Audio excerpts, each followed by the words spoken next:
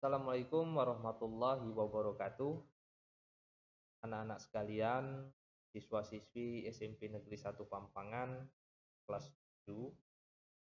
Pada hari ini kita akan melanjutkan materi pelajaran PS yang telah kalian pelajari minggu kemarin tentang lembaga sosial.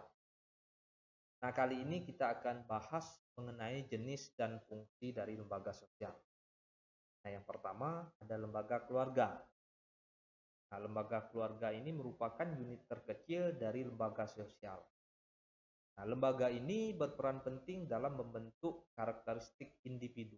Jadi individu seseorang itu mulai terbentuk dari lembaga keluarga. Secara khusus, lembaga keluarga memiliki fungsi sebagai berikut. Yang pertama ada fungsi reproduksi. Reproduksi ini melanjutkan keturunan. Yang kedua ada fungsi proteksi. Fungsi proteksi itu maksudnya memberikan perlindungan, baik itu perlindungan dari kejahatan maupun perlindungan dari gangguan bencana dan sebagainya. Terus fungsi ekonomi, untuk mencukupi kebutuhan ekonomi, fungsi sosial, fungsi afeksi atau memberikan kasih sayang, fungsi pengawasan sosial, mengawasi atau melakukan kontrol sosial, serta fungsi pemberian status. Nah, yang kedua lembaga agama. Lembaga agama ini berawal dari sistem keyakinan masyarakat. Agama sebagai suatu kepercayaan berisikan ajaran dan petunjuk bagi penganutnya agar selamat di dunia dan kehidupan selanjutnya. Ciri-ciri dari lembaga agama yang pertama merupakan sistem keyakinan. Terus perwujudan suatu hal yang diyakini sebagai hal yang gaib. Gaib itu maksudnya tidak bisa kita sentuh, kita raba, kita lihat, tetapi kita yakini bahwa dia itu memang benar-benar ada. Terus menjadi pendorong, penggerak, dan pengendali perilaku. Terus mempersatukan umat, serta bertujuan memuliakan umat. Jadi tidak ada ajaran agama yang saling mengejek, menghina, bahkan menghujat. Jadi semuanya bertujuan memuliakan umat atau sesama umatnya maupun dengan umat yang lain.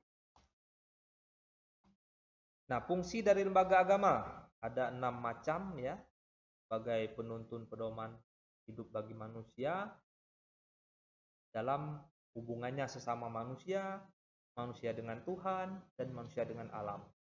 Terus memberikan kebenaran dalam meraih bahagian hidup di dunia dan di akhirat. Memberikan prinsip benar atau salah untuk menghindarkan manusia melakukan perilaku yang menyimpang. Jadi dengan kata lain, lembaga agama mampu memberikan pedoman bagi kita dalam berperilaku. Terus pedoman bagi manusia dalam berbuat baik pada sesama atas dasar keimanan kepada Tuhan. Mewujudkan keteraturan sosial dalam kehidupan bermasyarakat, serta mempertemukan antar kelompok atau golongan dalam keluarga besar, lembaga agama, atau umat. Nah, yang ketiga, lembaga ekonomi. Nah, lembaga ekonomi ini merupakan lembaga yang berperan dalam kegiatan ekonomi demi kepentingan atau demi terpenuhinya kebutuhan hidup masyarakat. Nah, lembaga ekonomi membantu masyarakat dalam pelaksanaan kegiatan produksi. Produksi itu menghasilkan suatu barang atau jasa, ya. Terus konsumsi yang memakai barang atau jasa tersebut. Terus distribusi penyaluran dari hasil produksi itu sendiri. Nah, fungsi dari lembaga ekonomi memberikan pedoman untuk mendapatkan bahan pangan, ya. Memberikan pedoman untuk melakukan pertukaran barang atau barter, memberikan pedoman tentang harga jual barang, memberikan pedoman untuk menggunakan tenaga kerja, memberikan pedoman tentang cara pengupahan, terus memberikan pedoman tentang cara pemusatan hubungan kerja, serta memberikan identitas bagi masyarakat. Nah, lembaga ekonomi yang terdapat di Indonesia ini mengelola berbagai jenis usaha perekonomian berdasarkan sektor. Yang pertama ada sektor agraris. Agraris itu bergerak di bidang pertanian dan perikanan, ya. Terus ada perdagangan. Terus sektor industri dan sektor jasa. Nah, yang keempat atau D, lembaga pendidikan. Nah, menurut Undang-Undang Nomor 20 Tahun 2003 tentang Sistem Pendidikan Nasional, Nah, pendidikan adalah usaha sadar dan terencana untuk mewujudkan suasana belajar dan proses pembelajaran agar peserta didik secara aktif mengembangkan potensi dirinya untuk memiliki kekuatan spiritual, keagamaan, pengendalian diri, kepribadian, kecerdasan, akhlak mulia, serta keterampilan yang diperlukan dirinya, masyarakat, bangsa, dan negara. Itu menurut Undang-Undang Nomor 20 tahun ya. Nah, lembaga pendidikan pada masa kini itu dapat dibedakan jadi 3 macam. Ada pendidikan formal. Pendidikan formal ini merupakan pendidikan di sekolah yang diperoleh dengan peraturan tertentu. Contoh pendidikan formal ada sekolah dasar ya, sekolah menengah atau SMP, sekolah menengah pertama ada SMP ya, ada sekolah menengah atas, ada SMA dan perguruan tinggi. Terus pendidikan non formal.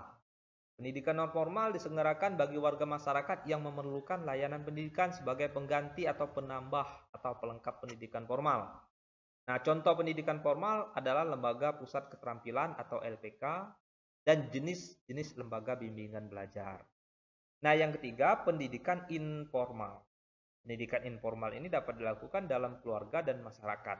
Contohnya, pendidikan informal adalah orang tua memberikan nasihat dan bimbingan terhadap anak agar berperilaku sesuai dengan nilai dan norma yang berlaku dalam masyarakat. Terus selanjutnya lembaga politik.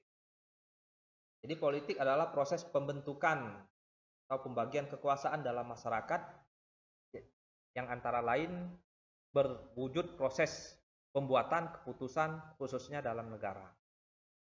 Jadi definisi lain dari politik ada usaha yang ditempuh warga untuk mewujudkan kebaikan bersama, atau politik juga bisa diartikan hal yang berkaitan dengan penyelenggaraan pemerintahan dan negara. Jadi politik dapat diarahkan untuk mendapatkan dan mempertahankan kekuasaan di dalam masyarakat. Terus lembaga politik merupakan suatu yang mengkhususkan diri pelaksanaan kekuasaan dalam wewenang. Nah, lembaga politik yang berkembang di Indonesia ada MPR ya, Majelis Permusyawaratan Rakyat, Presiden dan Wakil Presiden, DPR, Dewan Perwakilan Rakyat, ada DPD, Dewan Perwakilan Daerah, Pemerintah Daerah, DPRD dan DPRD Kabupaten ya, ada provinsi serta ada partai politik.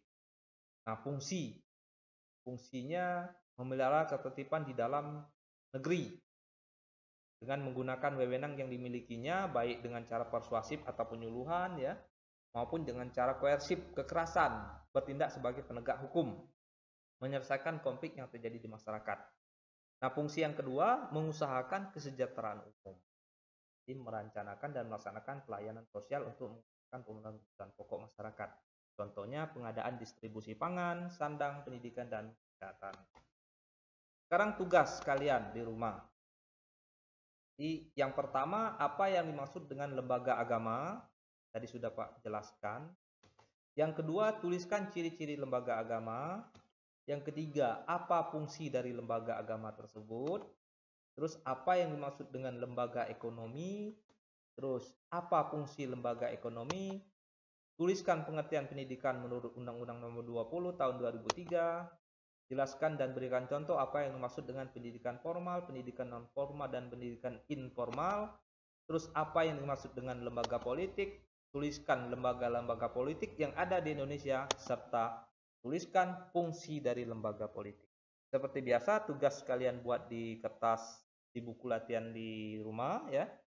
Terus nanti kalian tulis dan foto kirim ke WA pribadi Pak hasilnya. Itu saja untuk tugas kali ini. Selamat bekerja. Ya, Pak akhiri dengan ucapan Assalamualaikum warahmatullahi wabarakatuh.